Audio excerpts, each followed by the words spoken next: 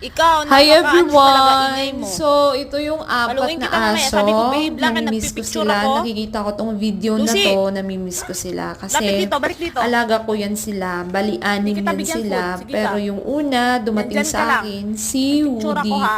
Si Babe, Woody, magsabi ako, 1, 2, tapos 3, si smile, smile. Simo. Okay? Si Simo naman ay nasa 1, Pilipinas na 2, ngayon. iyo.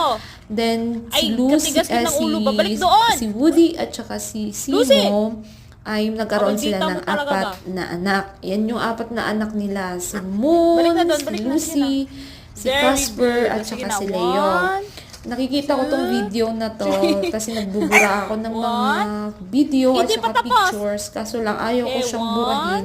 2. Kaya Tingin dito nilalagay sa ko siya akin. dito sa YouTube ko. Tingin Kasi dito. mahal na Lucy! mahal ko tong mga anak ko na to. Tapos ito si Woody, nabuntis siya. Good morning! Again, so apat ulit yung anak niya, pero Morning, hindi, saan ka hindi ko punta? na-videohan. Wala na yung video dito Woody. kasi nga uuwi na ako ng Pilipinas noon. So, ay nanganak siya before ako uuwi ng Pilipinas. Siguro nag 1 month yung mga aso.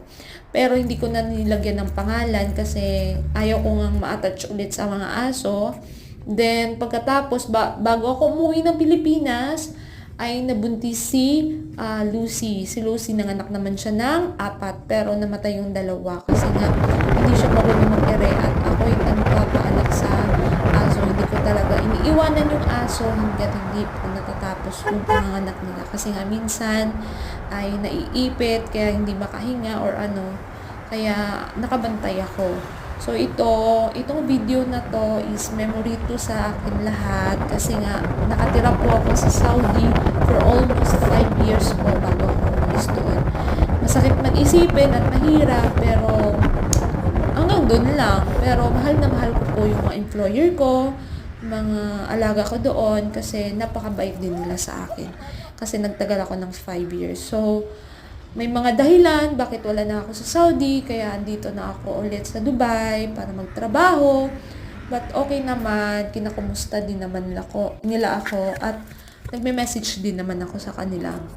Yeah. So, itong mga video na to ay memories to sa akin at mahal na mahal ko yung mga alaga ko. Kaya nga ngayon, malungkot ako at naiiyak ako kasi nga inalagaan at iningatan ko po sila. So, hanggang dito na lang po. Thank you for watching. Bye!